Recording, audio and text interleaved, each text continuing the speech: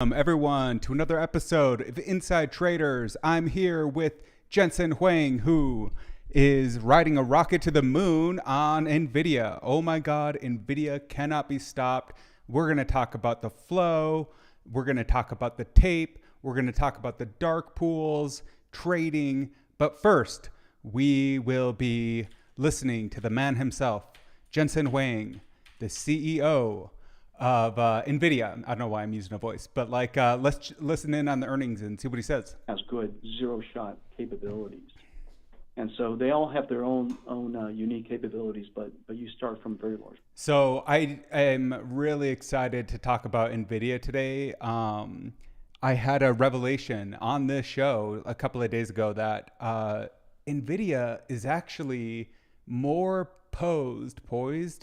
positioned than anyone to compete with Tesla, and even more than Apple, which is interesting. And so I'm about ready to hop on the NVIDIA train, but we have a chance to hear Jensen Huang live. Let's listen. Hyperscaler spending, that pie is not really growing that much. It sounds like his team is talking.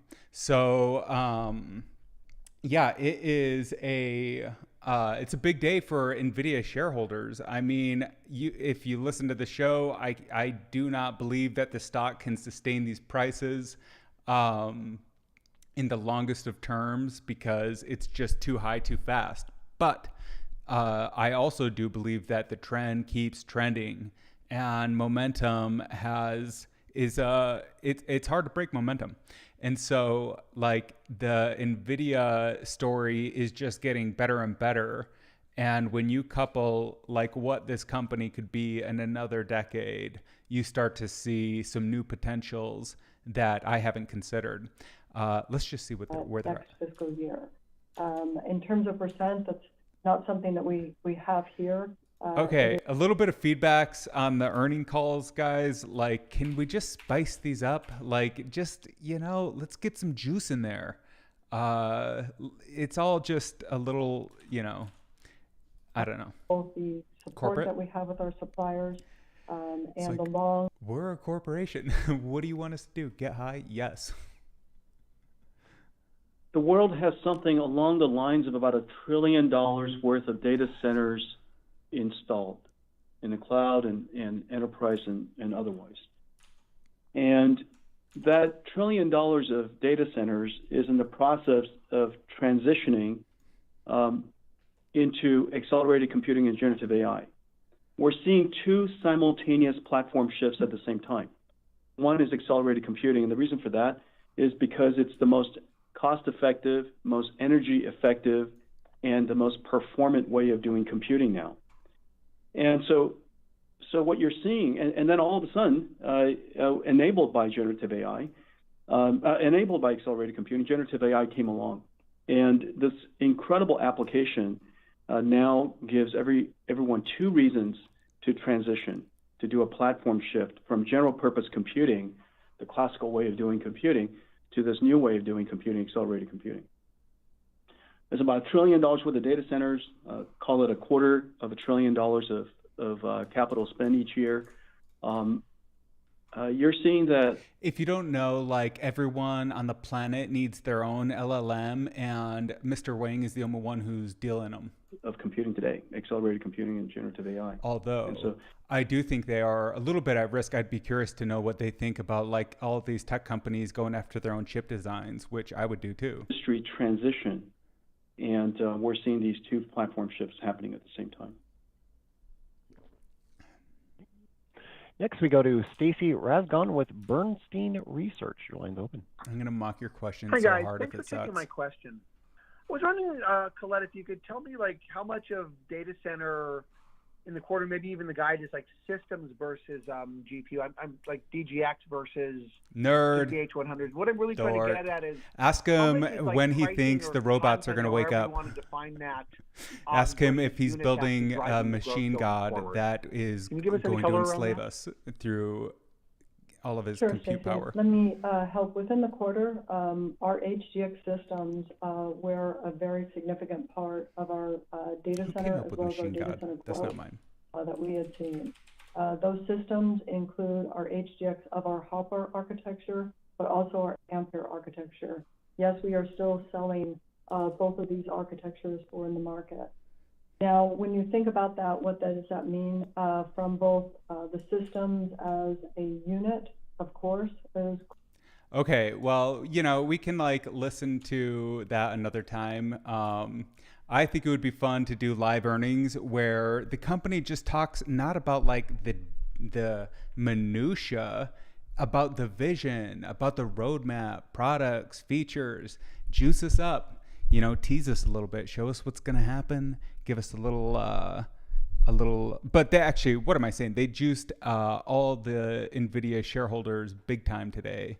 They're doing buybacks. They have record earnings. Like, they are expanding in every direction. And you want to know what's pretty crazy? What's pretty crazy is Tesla depends on NVIDIA, not the other way around. Who would have thought that was going to be the world? So then you start thinking about like, okay, what is really a chip manufacturer? I don't know enough about it to know, so we're going to go and talk to GDT, who's my LLM. He's actually the host of this show, Gamma Delta Theta. And we'll say, how do we make computer chips, and why is NVIDIA crushing it so hard these days? Let's see what he says. Making a computer chip is complex. I think it takes years to get these things fabricated because you're working at scales that are like atomic, right? Like how big is a transistor? It's not that, a couple nanometers. Engineers design it using whatever fabrication. It's made on a silicon wafer. Like, what is the hardest and most expensive part of making chips? Come on, give me concurrent messages. Like, what do I gotta sit in the queue? Send. Okay, so as for why NVIDIA, leadership, expansion, strategy, partnerships, supply chain, pretty good for a video game company. So, design, fabrication, testing, packaging. The fabrication step of making chips uses the process of lithography. It's the most expensive part. You get a silicon wafer in a clean room, scaling challenges. Yeah, I think this is the big part that is, or the small part actually, that is tough to deal with. The minuscule scale of these wafers is like, they're trying to get it down to like 4 atoms. Boom. Anyway, there's a fundamental limit until we create a new kind of computing. So NVIDIA is pretty crazy. I mean, they just can't be stopped. And so I don't really know if they knew about LLMs. Let's see if there's anything happening. For enterprise data center, for example, on VMware. You can do this on any of our GPUs. We have hundreds of millions of GPUs in the field and millions of GPUs in the cloud, in just about every single cloud. It runs in a single GPU configuration, as well as multi-GPU per compute or multi-node. It also has multiple sessions or multiple computing instances per GPU. So from multiple instances per GPU. The easiest way to understand NVIDIA is AI is a gold rush. NVIDIA sells picks and shovels and maybe also everything. 4,500 software packages, software libraries, and has something like 10,000 dependencies among each other. And that runtime is, as I mentioned, continuously updated and optimized for our install base, for our stack. And that's just one example of what it would take to get accelerated computing to work. The number of code combinations and type of application combinations is really quite insane. And it's taken us 2 decades to get here. But what I would characterize as probably the elements of our company, if you will, are several. I would say number one is architecture. The flexibility, the versatility, and the performance of our architecture makes it possible for us to do all the things that I just said. From data processing to training to inference, for pre-processing of the data before you do the inference to the post-processing of the data, tokenizing of languages so that you could then train with it. The amount of the workflow is much more intense than just training or inference. But anyways, that's where people focus, and it's fine. But when people actually use these computing systems, it's quite requires a lot of applications. And so the combination of our architecture makes it possible for us to deliver the lowest cost of ownership. And the reason for that is because we accelerate so many different things. The second characteristic I think that was one of the innovations of NVIDIA was like a physical thing. I think they made the actual chassis bigger, and it was like really practical. And I don't know exactly if that's true, but I think that they do have like an approach to just like creating products that is rare. That's rare. And then the third characteristic is reach. We're in the cloud today, both for public-facing cloud, because we have so many customers that use it, so many developers and customers that use our platform. CSPs are delighted to put it up in the cloud. They use it for internal consumption, to develop and train and to operate recommender systems or search or data processing engines and whatnot, all the way to training and inference. And so we're in the cloud, we're in enterprise. Yesterday we had a very big announcement. It's really worthwhile to take a look at that. VMware is the operating system of the world's enterprise, and we've been working together for several years now, and we're going to bring together we're going to bring generative AI to the world's enterprises, all the way out to the edge. And so reach is another reason, and because of reach, all of the world's system makers are anxious to put NVIDIA's oh my God, he's going for domination. And so we have a very broad distribution from all of the world's OEMs and ODMs and so on and so forth because of our reach. And then lastly, because of our scale and velocity. That's crazy. We were able to sustain. They do have a lot of scale. This really complex stack of software and hardware and networking and compute and across all of these different usage models and different computing environments. And we're able to do all this while accelerating the velocity of our engineering. It seems like we're introducing a new architecture every 2 years. Now we're introducing a new architecture, a new product just about every 6 months. It's incredible. And so these properties make it possible for the ecosystem to build their company and their business on top of us. And so those in combination makes it special. AI is super real. The generative part, next we'll go to these Atif things, Malik with they can Citi. code, Your line's open. they can write, they can reason. Hi, thank you for taking my question. It's incredible. And great job just, on results and outlook. Colette, I have a question on the CoWoS-less L40S you guys talked about. Any idea how much of the supply tightness can L40S help with? And if you can talk about the incremental profitability or gross margin contribution from this product. Thank you. Yeah, Atif, let me take that for you. The L40S is really designed for a different type of application.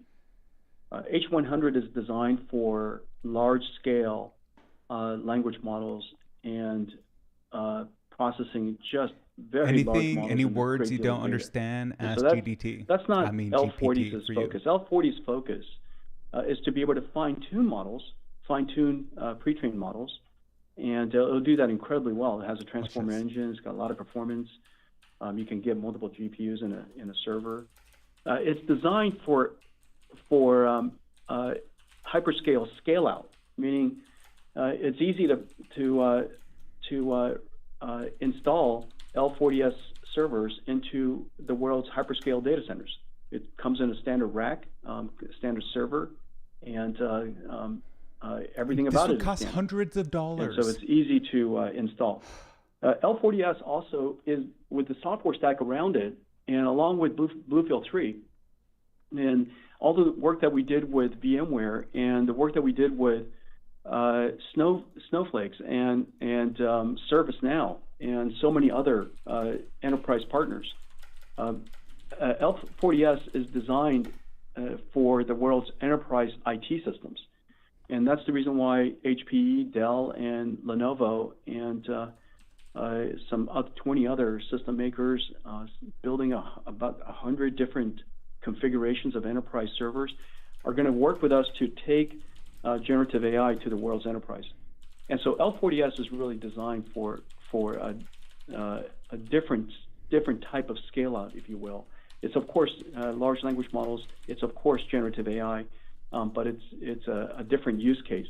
And so the L40S is off to a great start, and the world's enterprise and hyperscalers are really clamoring to get L40S deployed. Yeah, sometimes you got to prompt them. Okay, next we'll go to Joe Moore with Morgan Stanley. Your line is now open. Great, thank you. I guess the thing about these numbers that's so remarkable to me is the amount of demand that remains unfulfilled. Talking to some of your customers, as good as these numbers are, you sort of more than tripled your revenue in a couple of quarters. There's a demand in some cases for multiples of what people are getting. So can you talk about that? How much unfulfilled demand do you think there is? And you talked about visibility extending into next year. Do you have line of sight into when you'll get to see supply-demand equilibrium here? Yeah, we have excellent visibility through the year and into next year. And we're already planning the next generation infrastructure with the leading CSPs and data center And builders. it actually does write pretty good code. If you give it parameters. The easiest way to think about the demand is the world is transitioning from general purpose computing to accelerated computing. That's the easiest way to think about the demand. The best way for companies to increase their throughput, improve their energy efficiency, improve their cost efficiency, is to divert their capital budget to accelerated computing and generative AI. Yes, and because AI by doing in that, general. I mean, you're going to offload what is so LLM? much workload off of the CPUs. What but is the what is available generative? CPUs is in your data center will get boosted. And so what you're seeing companies do now is recognizing the tipping point here, recognizing the beginning of this transition, and diverting their capital investment to accelerated computing and generative AI. And so that's probably the easiest way to think about the opportunity ahead of us. This isn't a singular application that is driving the demand, but this is a new computing platform, if you will, a new computing transition that's happening. And data centers all over the world are responding to this and shifting, in a broad-based way. Cool. Okay, next we go to Toshiya Hari with Goldman Sachs. Your line is now open. I don't know. Hi, thank you for taking the question. I had one quick clarification question for Colette and then another one for Jensen.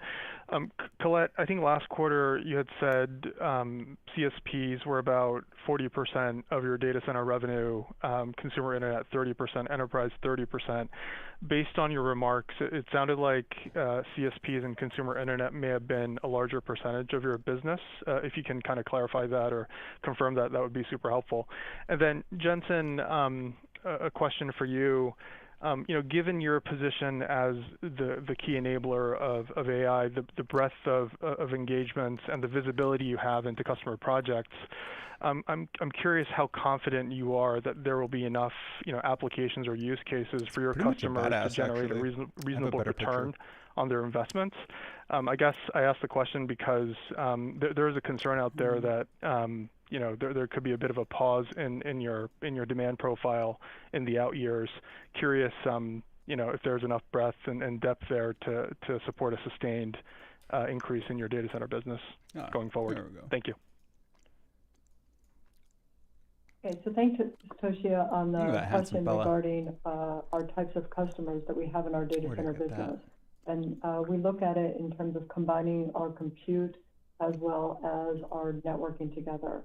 Our CSPs, our large CSPs, are contributing a little bit more than 50% of our revenue within Q2. And the next largest category will be our consumer internet companies. And then the last piece of it will be our enterprise. Okay, let's get into the order flow. Much love to NVIDIA and team. Reluctant to guess about the future. Crushing it. Wow. And so I'll answer the question from the first principle computer science perspective. It is recognized for some time now that general purpose computing is just not, and brute forcing general purpose computing, using general purpose computing at scale, is no longer the best way to go forward. It's too energy costly, it's too expensive, and the performance of the applications are too slow.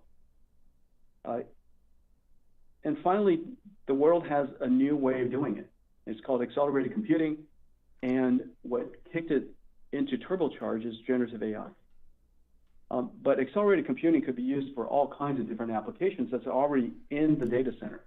And by using it, you offload the CPUs. You save a ton of money, an order of magnitude in cost and order of magnitude in energy. Yeah, it's all about efficiency these days. Everyone operates at the speed of AI. That's what the industry is really responding to. Going forward, the best way to invest in a data center is to divert the capital investment from general purpose computing and focus it on generative AI and accelerated computing. Generative AI provides a new way of generating productivity, a new way of generating new services to offer to your customers, and accelerated computing helps you save money and save power. And the number of applications is tons. Yeah, it's endless. It's endless applications, and so that's cool.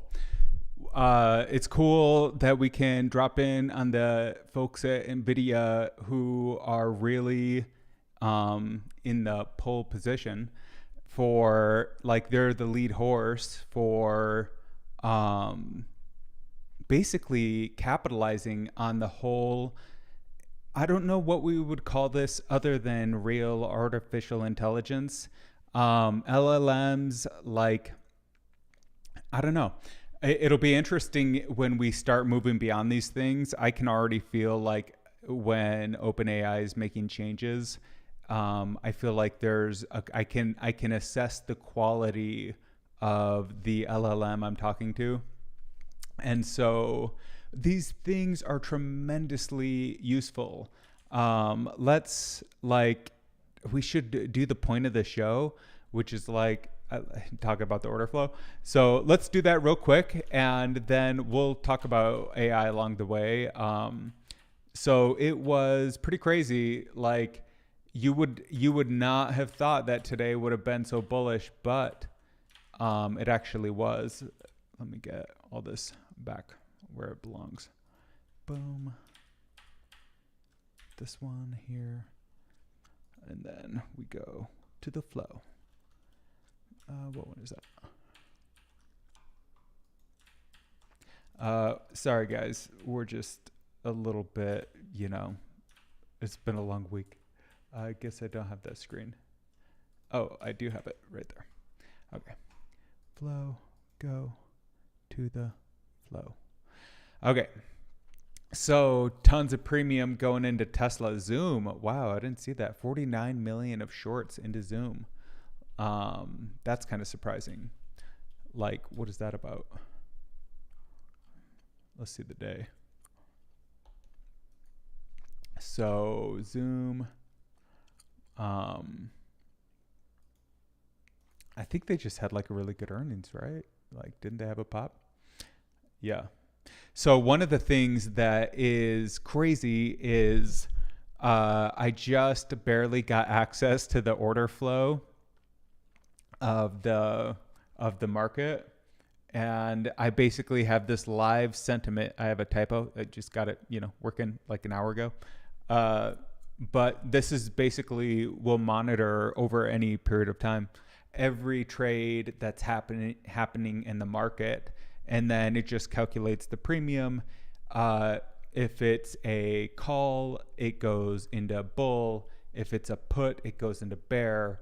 You can sell puts and you can sell calls and puts as well. And so either contract could be bullish or bearish depending on what you're doing, but still, it's not a perfect mechanism is all I'm trying to say, but it still does give us an indication. And I saw immediate results. So the first thing I saw was going into close, we just had this massive wave of puts, and the puts were way higher than the calls for a good amount of time. And actually they are, again, interesting. But again, that's because puts and calls, they're different things. Something that has a ton of value, like let's go find some really valuable puts. So I can kind of like show you what I'm talking about. Puts on SPY. Let's just go and look at the premium sorted descending. That way, the other way. Nope, that way.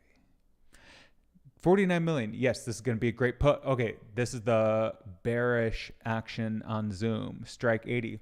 So we got a deep in the money put, and it was expensive. It was $1,200. And so, yeah, it's not that crazy, but still, like, the premium is just relative to the price. Doesn't mean anything, What does happen, though, is when a stock splits, a lot of people that can't participate in the options market now generally can.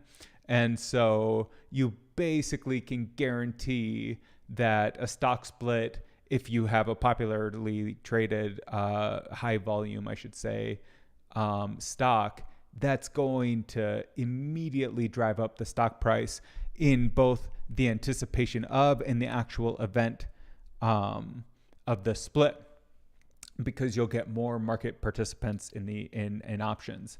So vol will spike, interest will spike, and you'll just get more people playing on the chain or whatever people do in options land. And so let's see. Let's just look at this Zoom put for a second here. 49 million of premium.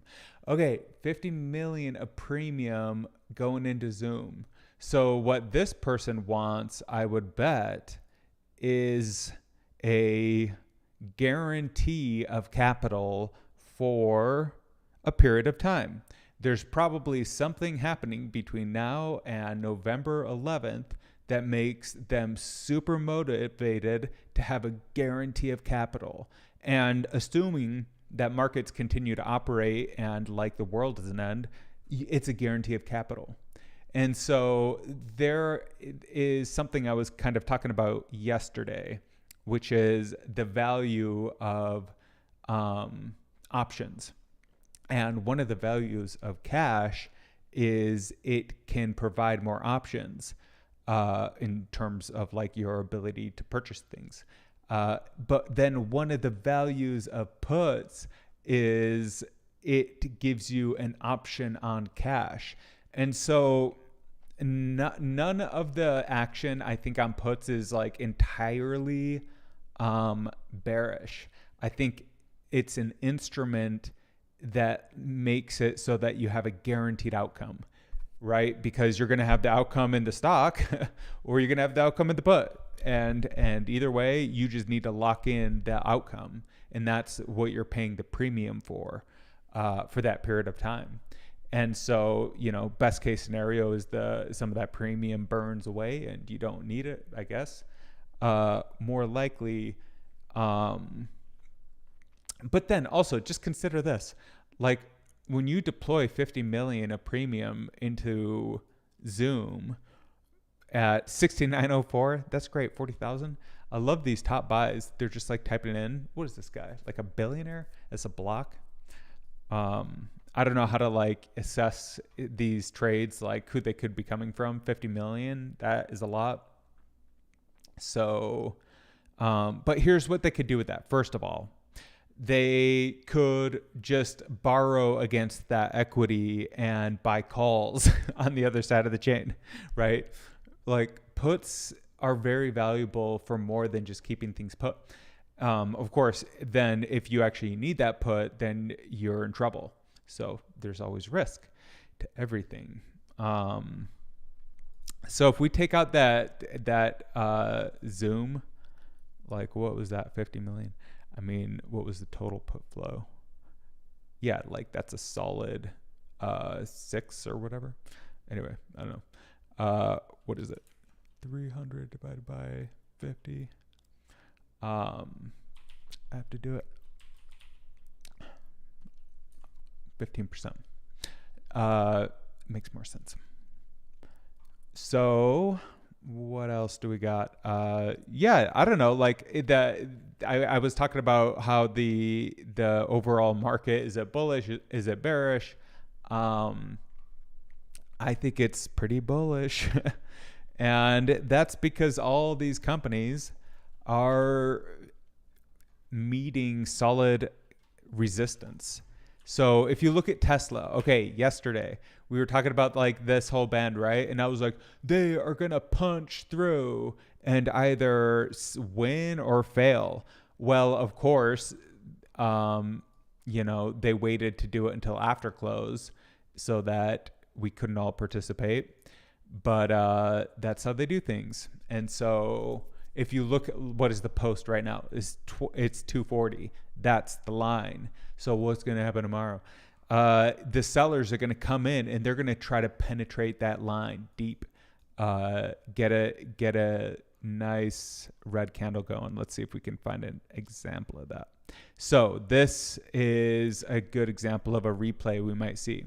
This could be an easy replay. In fact, I think we can replay this. Replay from like right here to, oops. Anyway, yes. Well, I don't know how to use it, the replay mode. But the point is, we're going to look at a replay of what we're likely to see tomorrow. So tomorrow, the bulls or whoever's buy-in waited until after the close to push the price up to 40. Now, what could be happening there? I don't know. I don't know what that is.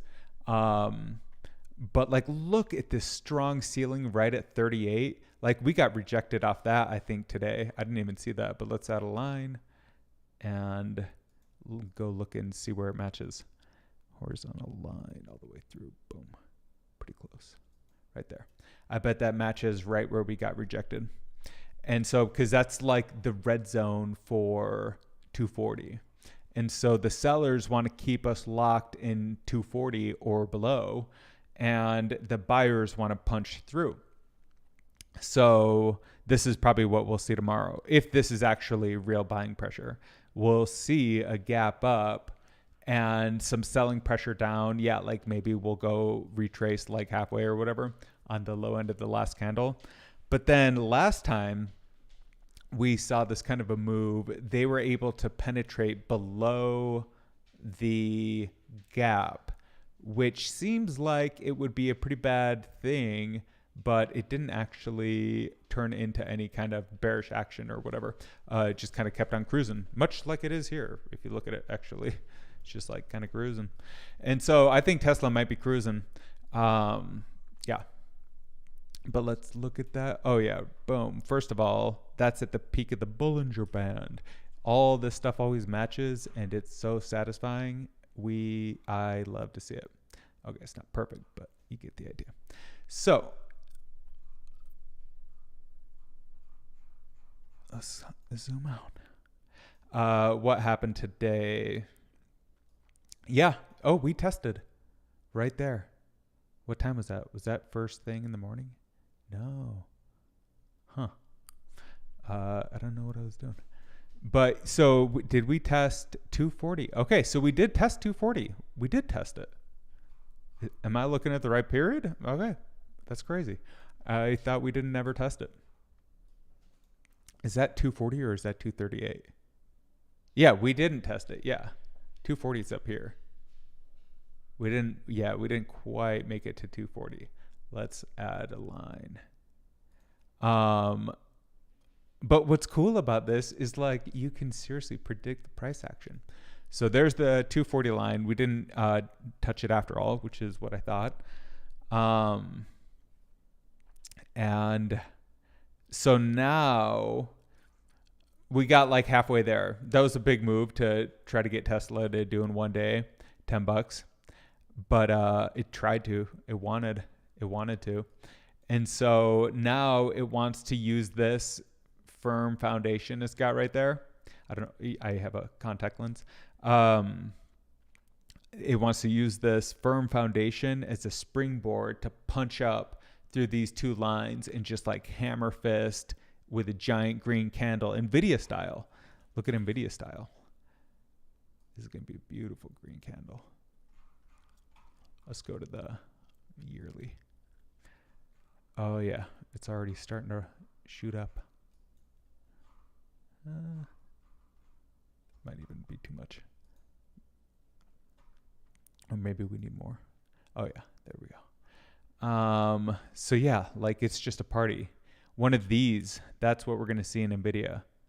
And I think it's because a tremendous, they made $250 million on AI driving, which is like, what? They don't even drive themselves. I mean, it's probably in like, you know, the Tesla and Waymo or whoever, you know, like training data. So 525, I guess, is at the upper end or is at the high? Not sure. But either way, 504 is nuts. It's nuts. Look at this. Look at this. Firm foundation down here, 112. Like you could have bought it yesterday for 112 and it 5x'd.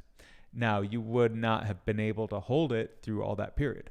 But if you could have held it, that would be cool. So now this whole upper end continues to, let's add a line, grow. See, there's nothing to connect this peak to. That's what's already crazy. Like this peak was already not connected to any history. And so if you want to find something reasonable, like maybe something like around here, but then this is just like, what? How do I do that? Boom. No. Boom. That's already in no man's land.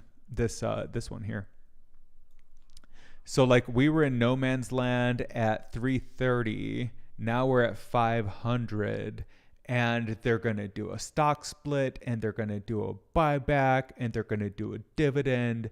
And they're just going to be a funnel for cash because growth will beget growth. And holy shit, they might be able to compete with Tesla. What if the Cybertruck sucks? Like, what if the Cybertruck is a flop? That's not going to happen. But, you know, what if?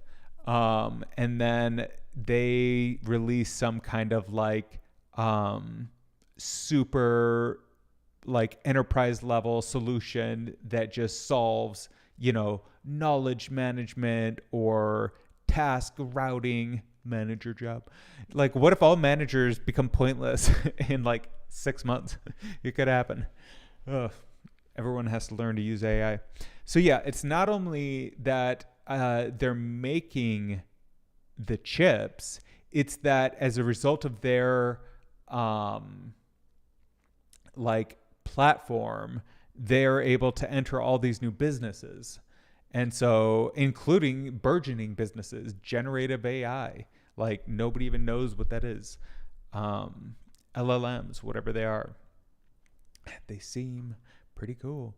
So yeah, going back to this, like, yeah, we're above 500. It's crazy. It's crazy. So on this show, like, I really just want to learn how this stuff works. I want to learn how to do technical analysis. I think you can get pretty far with not much.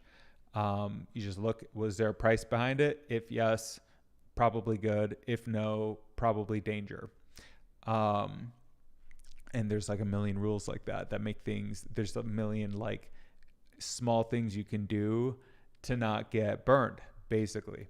And a lot of what I'm interested in is these 0-day options, which are like, they're playing with fire. They're playing with fire, and they are so reactive, but it's all the volume, and it's what everybody in the professional world works with. And I partially is because I think they have a lot of tools and techniques and knowledge and experience to be able to manage that extra risk. One sec.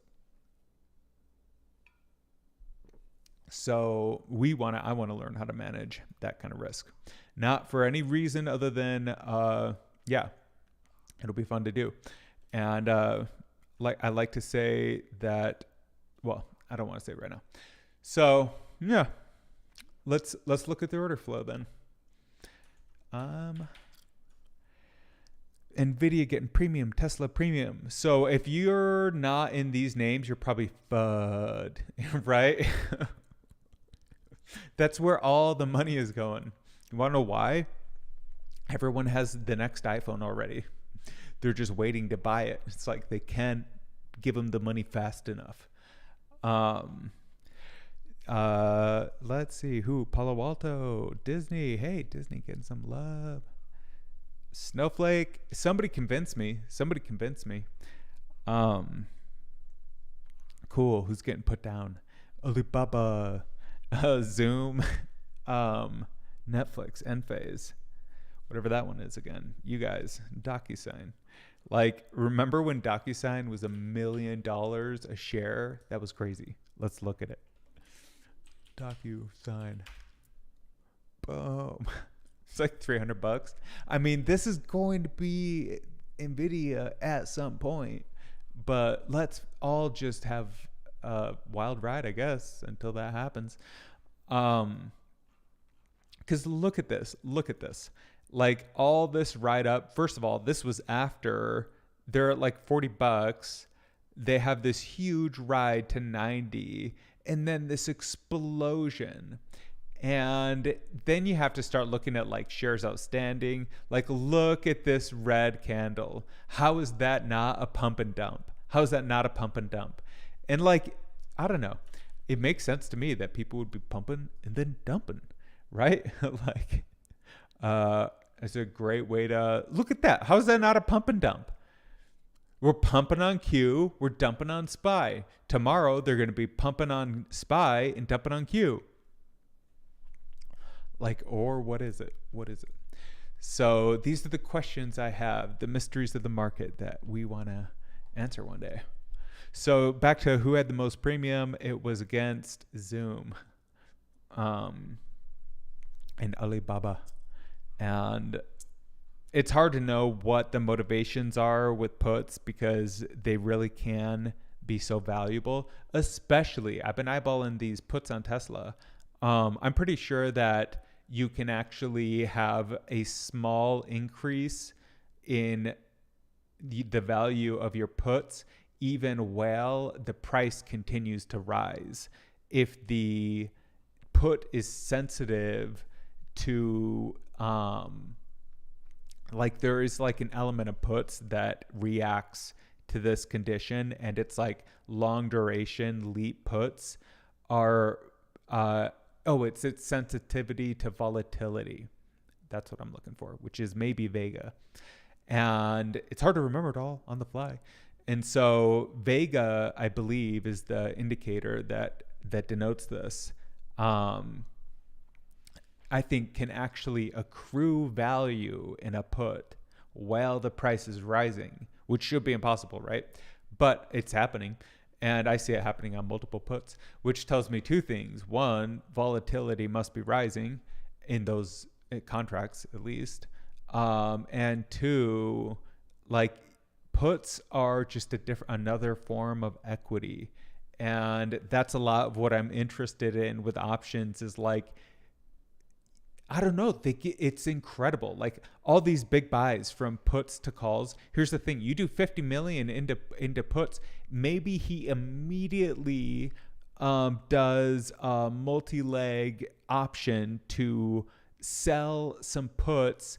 Maybe even like way below the money, soon expiring. So they're like gonna decay fast and be super reactive. And then he also buys calls that are just like out of the money, so highly risky. You're going to get a degree of volatility in that trade that is incredible. You just like you like can 3x 100x on a 2x or whatever in terms of like the price swings. And so the coolest part of options is when you can accrue a ball of equity, you can swap that from puts to call, transaction fees and churn and all that, of course. But just that it is even possible is incredible. And so a put can be a call in like a nanosecond, right? A nanosecond. And that's what's incredible. And so really then the game becomes, how do you consistently build and accrue your overall equity in options, basically by instantly at a nanosecond level transforming from calls to puts. These guys have systems, right? They have like decades of experience and algorithms and software engineers maintaining like, all of the history of the data and all this stuff. And so they probably have really good signals on when to make those moves. And even they probably get it wrong. So I don't think it's at all easy, but this is how people can use options. And so you could consider your options as an ever-growing ball of equity. And how do you know it never like expires from theta decay or whatever? Well, first of all, you can sell calls from it. So if you have call equity, then you could just sell calls. You're going to get positive theta decay. If you do it right, you should be able to get more than enough to offset the theta decay of your long-term calls. Like, let's say you had 20, 25 calls. Well, you can bump those up to in the day, and like make a trade and then move them back. You cannot do this all like not just day by day. You can do it second by second. The real danger of those things is the costs and the fees associated. So it's not like everything has like a ton of risk, but again, just that it is possible is what I find incredible. So yeah, I'm going to say today was bullish. Let's look at Tesla. Let's look at names. We want names. Bullish, even though I wonder how they calculate that. So my system, did I show you? I don't think I did. Is pretty cool. Maybe I did.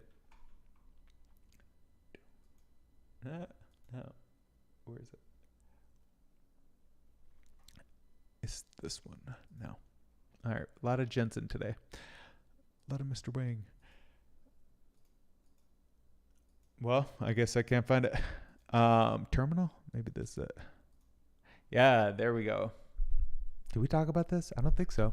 So I just got this socket connection set up, which is reading all the live trade data and just categorizing it into bull or bear per company, per period, based off of if it's a call, it's a bullish. If it's a put, it's bearish. It's not perfect, but it's a signal, as I said before. So this is the kind of stuff that I'm interested in doing live on the show. Would be like, let's get a live price of all these different companies, and you can see it's different when you see it live. It's totally different. Like even just like looking at TradeView, I think has this delay, and this I think does have a delay, but I think it's like as real time as it gets for many people. And it's incredible to watch. It's incredible. So yeah, like I'm going to keep evolving that or whatever, but those are the kind of tools that these guys, I believe, are using to be able to work in the way that they work. Because if you look at Tesla, as we always talk about, what are these guys buying? They're buying the riskiest bets on the market, right? That's what you have in front of you. This is the riskiest bet on the market right here. 825, that's crazy. I just had an experience. It's hilarious that the market would rally now, as I had this terrible options expiry based off a bad double down bet, which is how I actually learned that you can sell your equity. So painful lesson, but like some value there. You can sell equity above in the chain. So I was able to exit like a little bit, but it was crazy how much premium got burned. And it had the market rally 2 days earlier. 2 days earlier, it all would have been, it would have been the exact opposite, right? It would have been like a 5X instead of a chop. And that is how reactive these options contracts are. And so I believe that the way that these guys, or like these bets can be profitable is if they have automation and basically a rules-based system for entry and exit. And that's kind of what we want to learn is like, when do we enter? When do we exit? And so we were talking about like the price action actually yesterday a lot, and obviously here on Tesla. So what are we going to see tomorrow? It's exactly like I said today. Everything I said today happened actually perfectly. And so here's exactly what we're going to see tomorrow. It has to be one of these two things. Either we're just going to take a giant dump in the morning and get a red candled down to, they'll want to get us to 230. That's what they want. And then we'll see if there's buying pressure, or more likely, I think we're going to have like these giant green shafts up, and then that's going to set the price level at like 44 or something crazy. The price moves are so crazy. Again, like had you timed Tesla perfect, so far the bottom was 212. Had you hit that bottom, there were contracts that were trading for pennies, which are worth like $40. It's crazy. And I think that the insiders know how to do that. So I don't know how to do it, but I know that it is possible to be done. And I think it can be done better and better through tools and systems. And I like the idea of like, you can always preserve your equity. You know, just buy a super long-term put or move your calls there and maybe like sell some. Anyway, there's always ways to like stay invested. We want to stay invested in both stocks and options, and worry about how and build tools to manage the theta decay and offset that. And also build tools to manage the delta. The most, I think, important tool that can be built that would give you the ability to compete in this world, this like expiring option world, would be if you had some kind of like, this is obviously something I'm trying to do, but like if you had a live connection to the, oh, no, not that one, to the order flow, and you could get like an exact price of these things. Anyway, there's different ways that you can like get indicators, but if you want to be really real time, like what do you need in the markets? You can be right or you can be first. I think I heard from Margin Call, which I think actually makes a ton of sense. And I want to be first. And so like speed, I think, is everything. Like execution speed, speed of information. The price can like be in this golden zone for like a fraction of a second. And you know, the crazy thing about all these contracts is once you lock it in, once you buy that share, it's in your name. Now, maybe you just bought like an expiring option that's worthless and doesn't matter, but it's still a contract in your name, and it's a real thing. It's a real thing, and it's freaking valuable. And so, yeah, like how do you constantly grow your equity in the markets? Well, you build these systems to manage it. And so one of them would be like, instead of price, imagine you're getting a stream of the delta of a specific contract for all of your contracts. And so if you don't know, like delta is basically the percentage chance that your contract is going to finish profitable. It's the simplest way to think of it. And so if you look at the options contract, there's going to be a section called Greeks. One of the Greeks is delta. It's kind of like the biggest, most important one. Well, not really, gamma, theta. And so they're all important. But delta, what does it do? Oh yeah, like so yeah, the higher the delta is, that's one way to kind of look at it. But anyway, what you can do is consider that as a probability for your portfolio. And this is an idea GDT had. I don't know where he got it. But basically, if you had a live stream of the delta for every contract, anytime it dropped by some predetermined amount, let's say 5%, you buy negative delta. You can sell a call, you can buy a put. But either way, you within a nanosecond, literally, not really, but like, you know what I mean? Like under 100 milliseconds, you offset the change in the delta with new negative delta. And I almost think you could buy like $1 2025 puts on Tesla for like 80 cents. And they would like get more valuable because of what I talked about, Vega and volatility. And then like you sell those puts when, I don't know. But like the point is, you only do that if the delta goes down. It's going to go down. But like still, like when the delta goes down, you're offsetting it with this negative delta. You can introduce a tremendous amount of negative delta, very quickly. You know, just sell at the money calls and puts and buy puts, and you'll get a ton of negative delta, and the price swings in that, like I was talking about before. You can create these contraptions with options. They're multi-leg options. They're really like crazy what actually you could do. But basically, you can increase the volatility to whatever you want. Just whatever you want. You can make them like the most volatile thing possible, where like at 1 penny is like a quadrupling or whatever. And if you put in your whole portfolio, you'd get nuked or get $1 billion. And so like you can do that with these multi-leg options. You can, I mean, I don't have it down to a science, but you can definitely make them more reactive and increase the volatility, which it's, you know, it's an option contract. It's already volatile. And if it's on Tesla, it's definitely volatile. So all this stuff like are things that we can figure out, especially with GDT. So like imagine you have the WebSocket connection, which is just a live stream of numbers from the source of the trading data. And you're getting to see 1, the sentiment, and 2, the price as it changes in real time.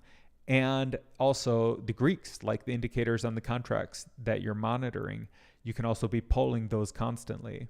And you use all that information to create ideal entry and exit points within the market based off the technical history. So like looking at this, we are in an interesting time to buy.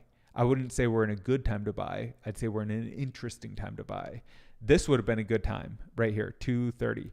What are we? Yeah, 240. I mean, when you want to buy is when we fall back down to 242 after trying to push against 250 and spring up. That's when you want to buy. Because that will have, right now we're still trapped under this line. Like the sellers have us locked in the box. And until we get enough buying pressure to burst out, like the sellers will keep us trapped in the box. And so, but when that burst happens, and we try to go through 250, maybe we blast through. Okay, so we're talking about my predictions. Like, yeah, there's only one or two things that can happen.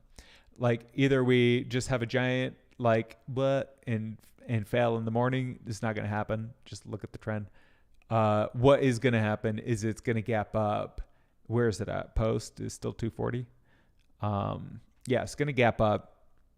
And then the sellers are going to come in probably way before it tests like any other levels that we could go look at. But like, there's probably something to worry about before 250. Maybe not.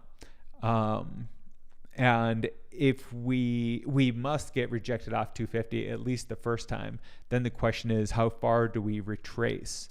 If we penetrate again 240 and we see something like 239.75, 239.50, 238.75, like probably right at this line, actually, it'll be 238.90. Yeah.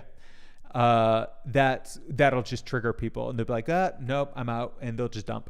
And so then the buyers get exhausted, and then the price just goes in this channel, for a while, which I guess could be an okay time to buy. Depends on the macro, maybe. And also the stock, of course, but eventually you'll accumulate some buying pressure and then you can try again to burst through. But, not like, the buyers get exhausted, the sellers get exhausted. It's a war. And oh no, I'm such a new live streamer. Oh, you didn't see any of that. Fuck. Well, guys, I really am just having fun doing this show, and like, we're going to make it better. Sorry you didn't see any of that. That's crazy. So yeah, going back to the order flow. Nothing, I think, too crazy to talk about here. Yeah. Let's go look at coin. I think it's probably bearish. Yeah, Coinbase, I can't tell what's going to happen there. That'd be an interesting chart to look at real quick. Sure. Not that one. Not that one.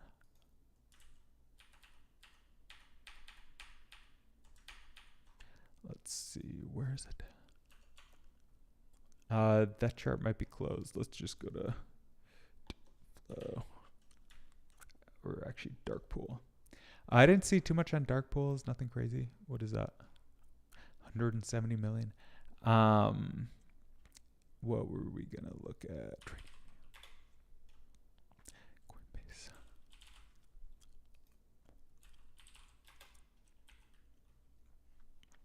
The Coinbase chart. So yeah, the long view is hilarious. This candle peaks at 420. We find a base at 230. We've been consolidating around $60. And yeah, that's the whole history of the company. Is a publicly traded entity. You can see it all right there. Boom. Make it a little bigger. There's the whole history of Coinbase. And so we've just had this big green bar up, which of course we've had this selling pressure down. We should zoom in actually. You can almost see it better flatter. But like, we had this giant move up, right? And then this level becomes a cap. Like that's the top, this is the box you get locked in. And then we had these candles bursting out, boom, boom, boom. And it breaks way outside the Bollinger Band probabilities. And that's where the sellers are like, freaking what? 114? You're crazy. So if you were doing things perfect, if you knew everything, right? What you would have done is accumulated where? Where would we have known to accumulate?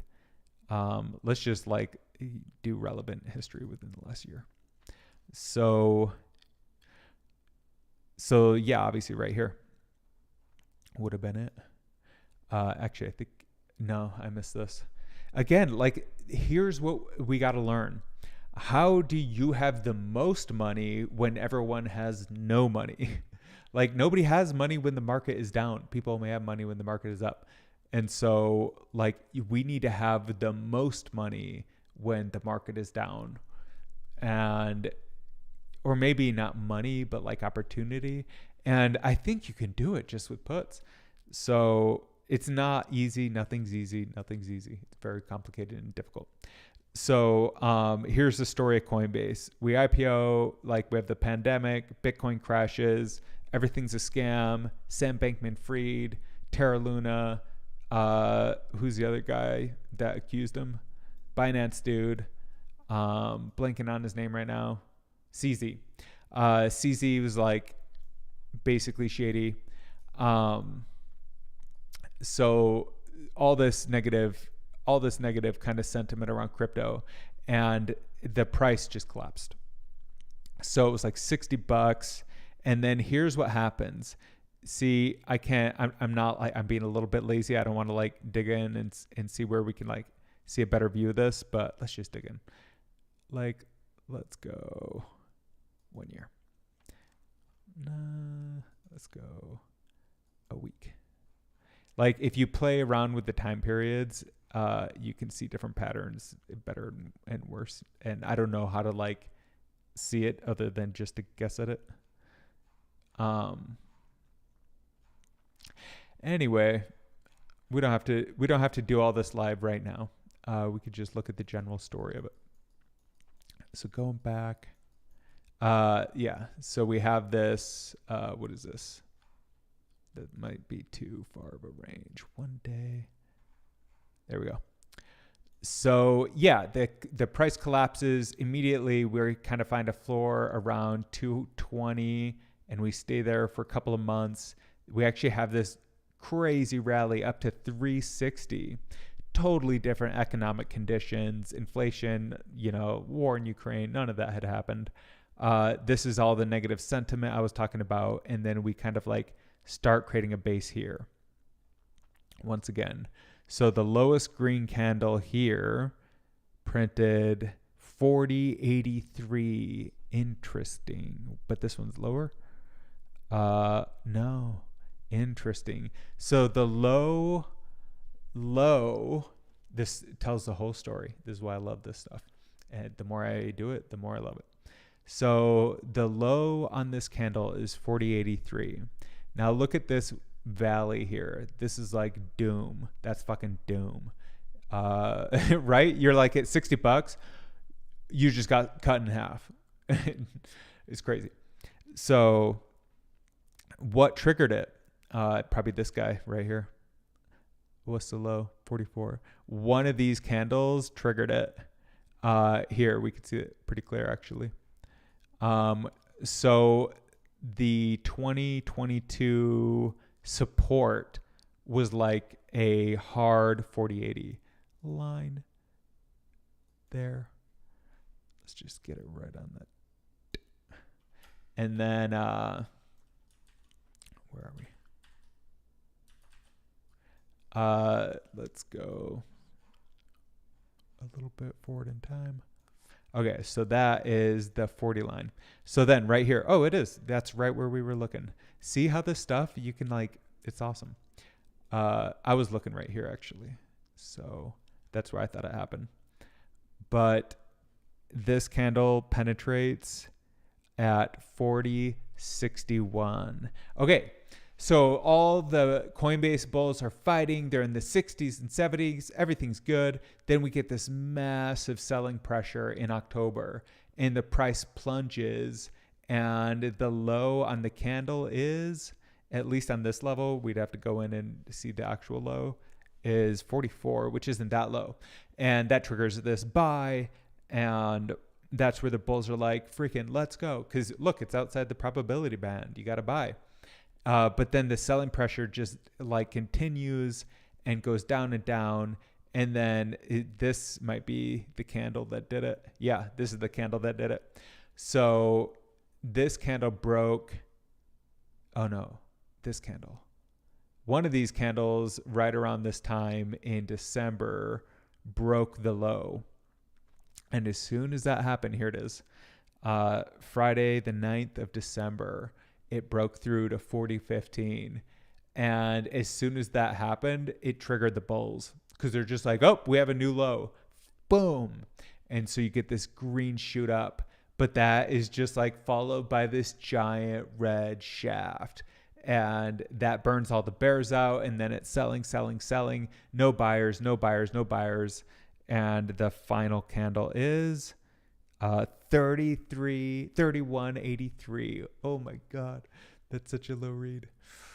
So yeah, that was the low candle. And then, whatever happened, like consolidation, I guess, for about a month. And then the bulls like get some good news. There's a reason to buy. Boom, boom, boom. We get more consolidation. And then we've just had this big run up and now we're here. And that's the whole story of Coinbase. And so what's going to happen now? We're still a little bit above. We're at the floor of previous resistance. So we got trapped back here in December with that low candle of 31 or whatever.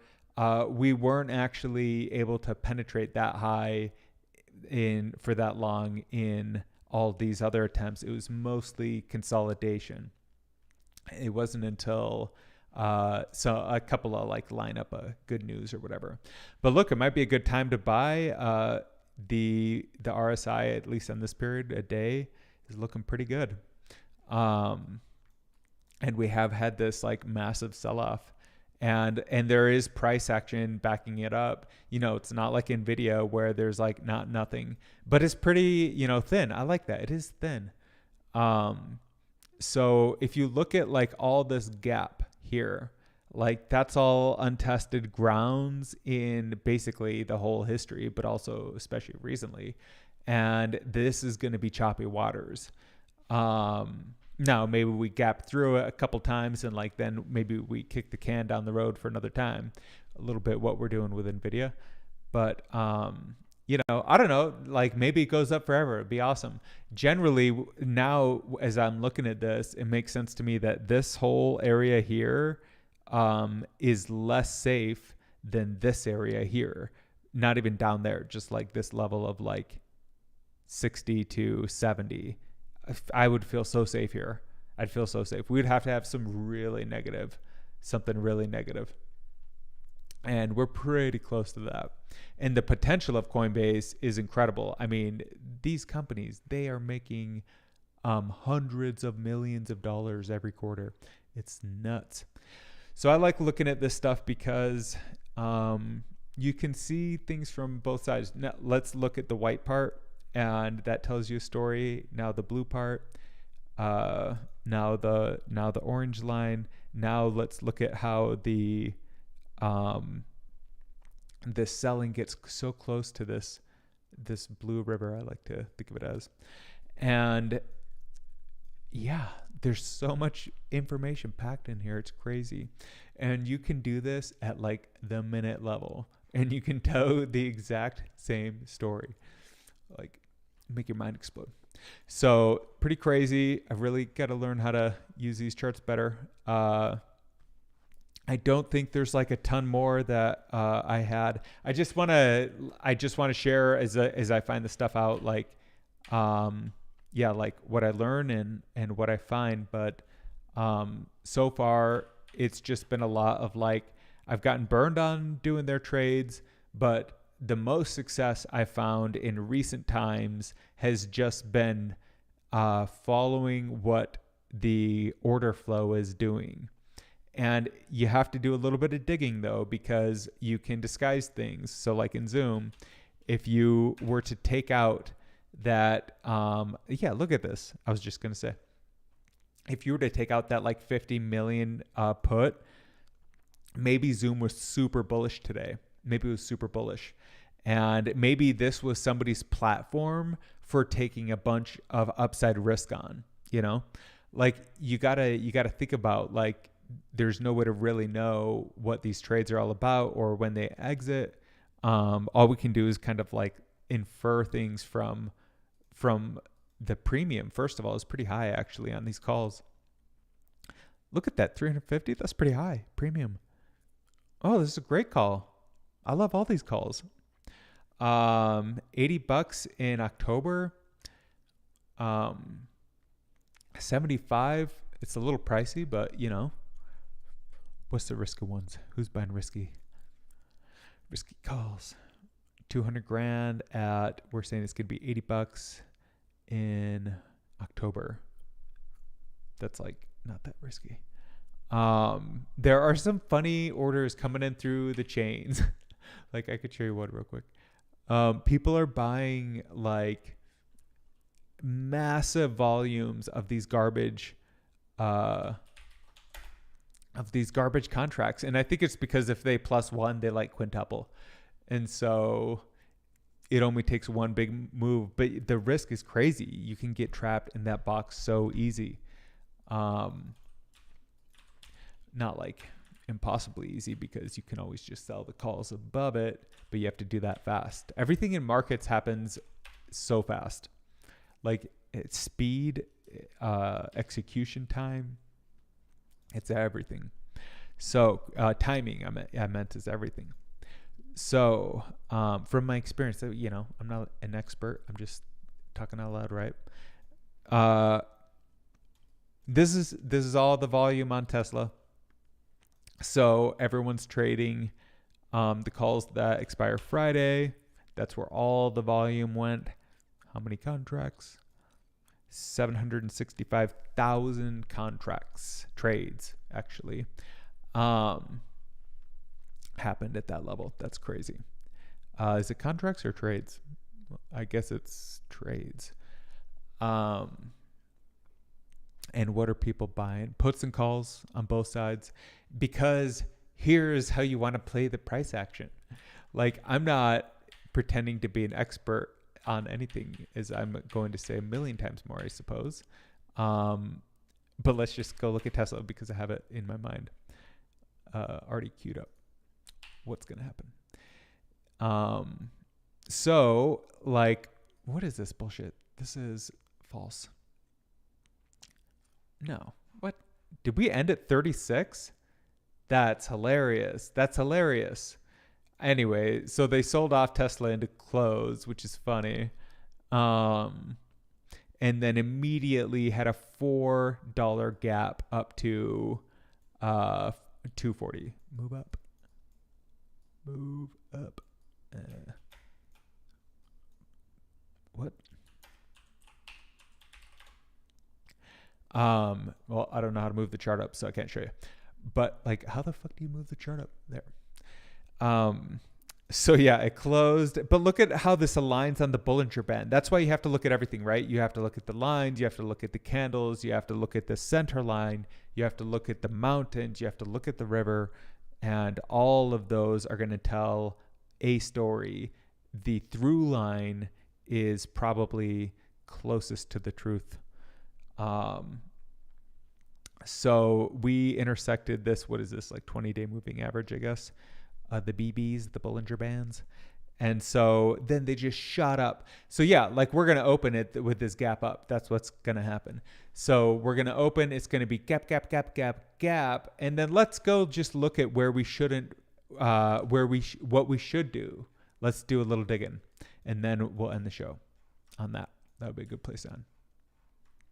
So this is a good place to start. High is, well, we already penetrated that high. So this is already a blown candle. Now let's find the next one to take. Whoa. See, this is why 2040 is going to be a hard level. It's been a while since the price was there. It's been a week, but it's in market time. It's kind of a long time. So we have a bunch of consolidation here, which is why we probably held this so well. Once we got out of the 2020 trap and into the 2030s, that locked us in.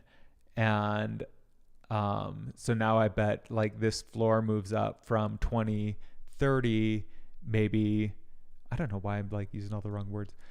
You know what I mean though. 230 to maybe this becomes like the new floor or whatever. So yeah, this could be our level right there. I think this is it. So let's zoom in. Like whatever this, like it actually matters down to the penny. It really matters. Well, that's still 2040. Holy shit. We're still only at 2040. Let's move that up to there though. That's where that belongs. Okay, so this is a gap. It's a gap. So oh shit. Now I don't know. So how do we interpret this? We were fine at 242, so that's probably the danger zone. That's probably the ceiling. Probably you want to know it's going to be this. Is going to be the, I don't know, one of these. I mean, this could be something. Well, that's still just 2040. So like getting all the way up to something like 2041.50 might be something, some resistance. And then, yeah, this looks like something. Boom. And if you look at the minutely level, you actually see a lot of good resolution on, I think, like what the actual trades are. Oh, plays it. Okay, let's do this. Boom. So that looks kind of like something to me. And then, yeah, one more. Right there. Nope. Wrong button. Boom. Okay. So this is what I think. No chance we're getting close to 243. If we go to 243, we're going to like 300 for real. Like that's not going to happen. What I think is going to happen is we're going to rocket out of the gate to like 242, 22. And then it's just going to be like a wave of selling. So what you want to do is you want to have call equity like that's very secure. And then if you're playing it like these hedgies, this is what you do.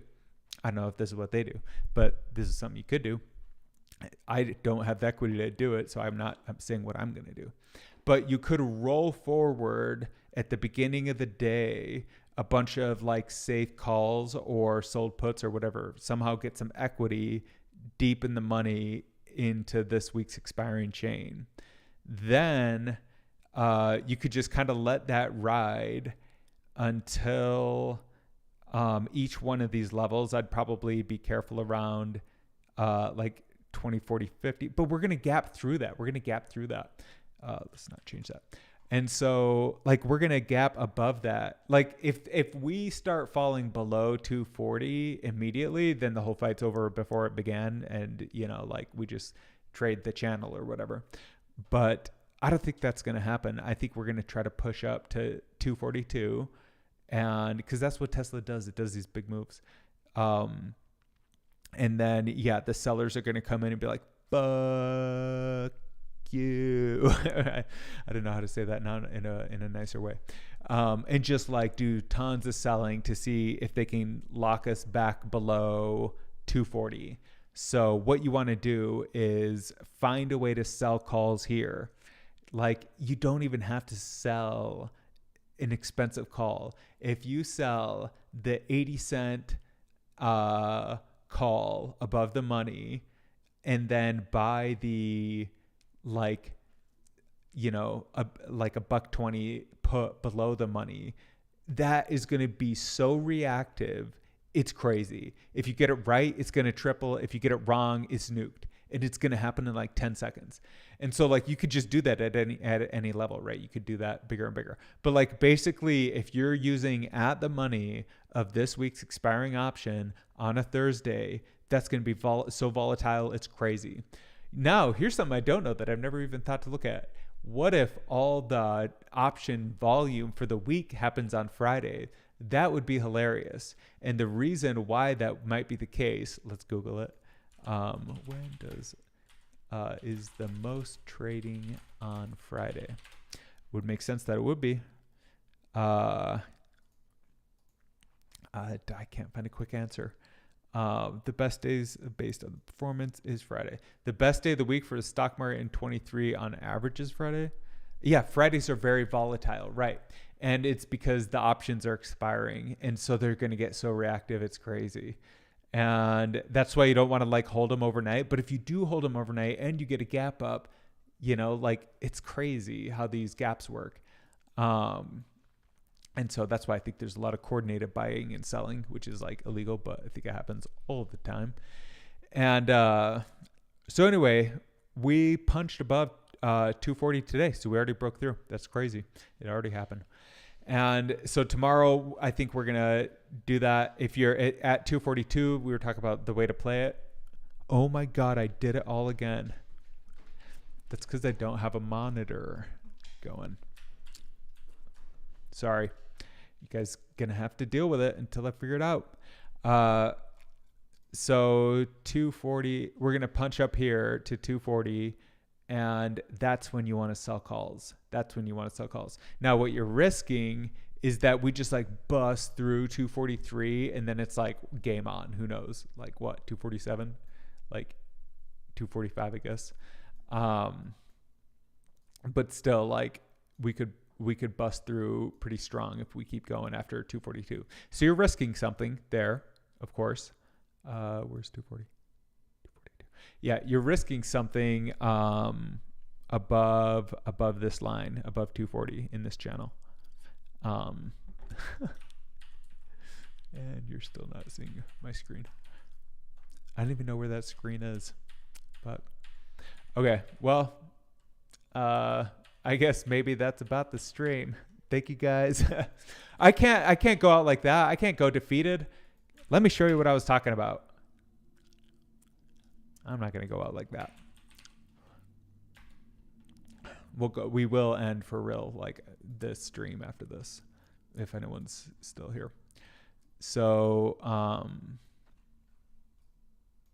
where are we even? Let's go to the day. Reset.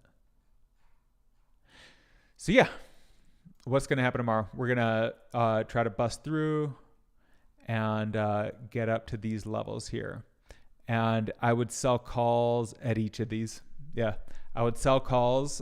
And then at this one, I'll probably will try to do this. I'll probably try to sell calls and then buy puts and create a boom. Because the sellers can't help themselves. So why don't we capitalize on it, right? We need to make money as the market goes up. Yes, that's great. But like the whole freaking game that we want to play on this show is we want to have money when the market is down. That's when we want to have money. Because that's when like people say buy high, sell low. It's really hard. Or wait, to do the opposite. That's what everyone does. Like people say buy low, sell high. That's like saying like, hey, go like learn to code or whatever. But now you can with GDT. Like, yeah, it's not so easy. It's not so easy. But there are some tricks to the trade, and we'll talk about them all and keep watching what these guys are doing. Just to wrap up, what I was saying, like I think the order flow is more bullish than it appears, which is funny because it just shows how the market anticipates things. The market had this week's fear last week. It seems, I don't know. We'll find out, right? If it could be like a giant red candle tomorrow. The price could be anything. But either way, we'll like try to divine what we can from these charts and figure out all the puts and calls that we can make to grow gobs of equity and fight theta decay and make the trend our friend and do all those things to get a lot of cash. So hopefully that sounds fun and cool and interesting. Either way, thanks for hanging out.